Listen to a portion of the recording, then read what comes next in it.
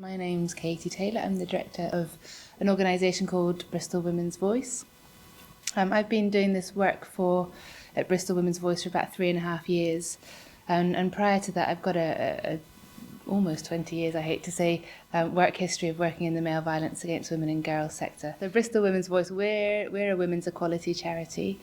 We're a voice and influence organisation, and we do 3 things. We campaign, we connect, and we celebrate. Bristol Women's Voice was set up about 10 years ago after a local authority funded consultation which went to ask women in Bristol if they felt that when decisions were being made in the city that their voices were being heard.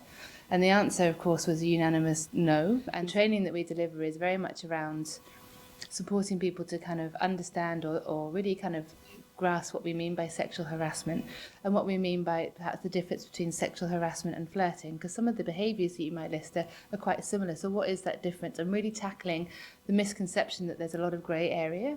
I don't believe there's any grey area.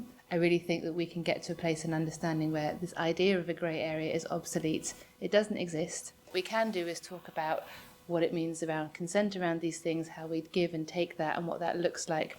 And as I say, as an organisation, we don't do this in the context of intimate relations, but in the way in which we communicate more broadly, through to things like standing in someone's personal space. For some people that's quite intimidating, for others that's not. People's concept of personal space really varies. How are you supposed to know what a grey area? It's not. You could just ask. Or you could just point things out. I'm just going to lean over you right now. I'm just going to come behind you. Do you mind if I pull my chair up next to you?